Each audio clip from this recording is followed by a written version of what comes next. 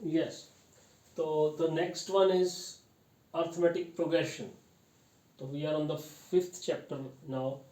The arithmetic progression means numbers की एक series, चलती हुई सीरीज, हम इसे शॉर्ट फॉर्म में एपी भी बोल देते हैं।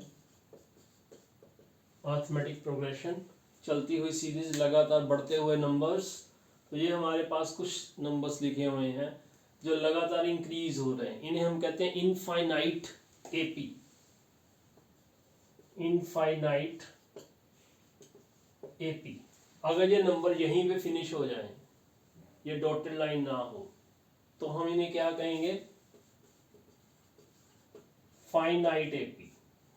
ठीक है, लेकिन ये चल रही है, तो जहां पे ये चल रही होगी ऐसे कॉन्टिन्यूसली, इसे इनफाइनाइट कहेंगे, चलती जा रही है। अगर ये स्टॉप हो जाएगी कहीं जाके, तो इसे हम कहेंगे फाइनाइट एपी। राइट, तो ये कुछ है। अब एपी इसे क्यों कहते हैं? अरिथमेटिक है, ये नंबर्स आ गए, प्रोग्रेशन हो रही है, लगातार चल रही है। तो इसको चेक करने के लिए हम इनका डिफरेंस लेते हैं। डिफरेंस कितना आएगा? 30 का। राइट, अब इसका डिफरेंस कितना आएगा? अगेन 30 का। इसका डिफरेंस कितना आ रहा है? 30 का। Same difference. यहाँ पे हम अगर लें इसका डिफरेंस, तो निकालना पड़ेगा हमें, तो इसे निकाल लो। कैसे? -2 second number minus -3। Second number में से फर्स्ट नंबर आपने माइनस करते जाना है। तो ये -30 हो रहा था जैसे, अब ये कितना होगा? -2 + 3, तो आंसर आएगा 1। तो ये 1 आ गया। अगर हम इन दोनों को माइनस करेंगे, तो -1 माइनस -2, तो आएगा -1 + 2, आंसर फिर कितना आया? 1। इसका भी 1 आएगा।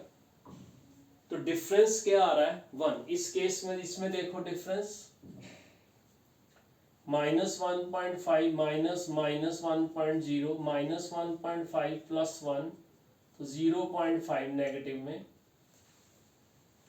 इन दोनों का करेंगे फिर भी हमारे पास 0.5 ही आएगा नेगेटिव में। तो डिफरेंस यानी कि ये हमें पता लग रहा है कि जो भी इसकी टर्म्स हैं, इन्हें क्या बोलते हैं? टर्म्स। क्या बोलते हैं? टर्म्स। तो टर्म्स के बीच में जो दूरी आ रही है, डिफरेंस आ रहा है, वो सेम आ रहा है। यानी कि अगर हमें 100 से 70 जाना है, तो हम क्या करेंगे? 100 माइनस उसमें 30 कर देंगे, और 70 से -30 करेंगे तो 40 पे पहुंच जाएंगे। ठीक है, तो ये 70 पहुंच जाएगा इससे।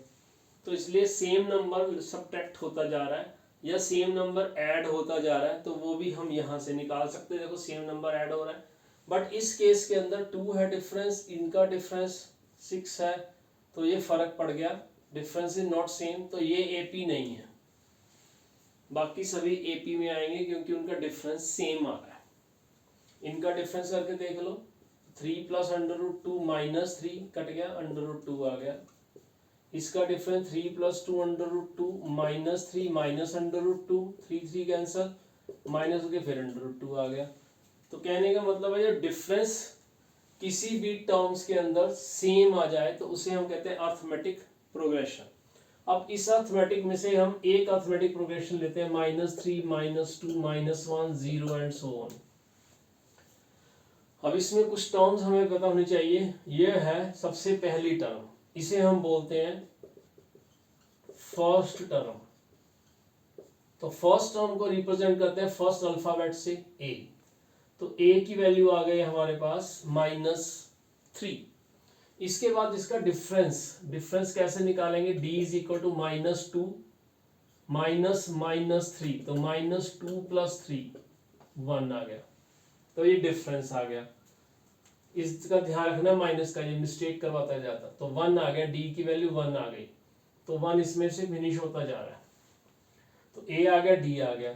अब ए और डी आ गए, लेकिन हर बार हमें कैसे पता लगेगा? तो इसको हमने टर्म्स बना ली, A1 first term, second term, third term. तो D का मतलब हो गया A2 - A1, A3 - A2, तो इसलिए इसका फॉर्म बन गया। अब ये टर्म्स अगर हम निकालना चाहते हैं, तो फर्स्ट तो A आ जाएगा, राइट। फिर A के बाद इस A के अंदर, जैसे ये -3 था, तो -3 के अंदर +1 कर दिया तो -2 हो गया, नेक्स्ट टर्म आ गई। तो नेक्स्ट टर्म के लिए हमने क्या किया, a में d प्लस कर दिया, राइट। अब a से हम ये टर्म बनाना चाहते हैं तो कैसे बनेगी, a में हम 2d प्लस कर देंगे और ये चलता जाएगा ऐसे ही, यानी कि a plus d, a plus 2d, इनको हम बोलेंगे टर्म्स। ये AP में हो गई सारी टर्म्स। तो ये जनरल फॉर्म हो गई AP की कि अगर फर्स्ट टर्म 1 हो तो उसमें एक d बढ़ता ऐड होता जाएगा, 2d हो जाएगा, थर्ड टर्म में आ जाएंगे, तो इनको हम टर्म्स बोल देते हैं। This is called first term, this is called second term, इसे A2 भी कहा जाता है, this is called third term, इसे A3 भी कहते हैं। तो A3 का क्या हो गया, A प्लस 2d, यानी कि जो भी अगर हम A10 लिखेंगे तो क्या आ जाएगा, A प्लस 9d, राइट, ये आ जाएगा हमारे पास। तो इससे फॉर्मूला क्या बना हमारा, an is equal to a plus n minus 1 into D, यानी जो n यहाँ लिखा होगा उसका a कम होगा। अब n क्या है, n काउंटिंग नंबर होगा, simple natural number, n natural number ही रहेगा। a हमें पता लग गया फर्स्ट टर्म, d हमें पता लग चुका है। तो ये इसका जनरल फार्मूला होता है AP का, किसी भी टर्म को निकालने के लिए। टर्म मतलब इसमें अगर हम चलें तो हम 10th टर्म निकालना चाहते हैं तो 10th टर्म में हम ये वैल्यूज पुट कर देंगे, जैसे अब हम 10th टर्म निकालते हैं तो a प्लस 9d हो गया, a की वैल्यू कितनी है -3, 9 इंटू डी कितना है 1, तो -3 प्लस 9 आंसर आ जाएगा जी 6। तो ये इसका आ गया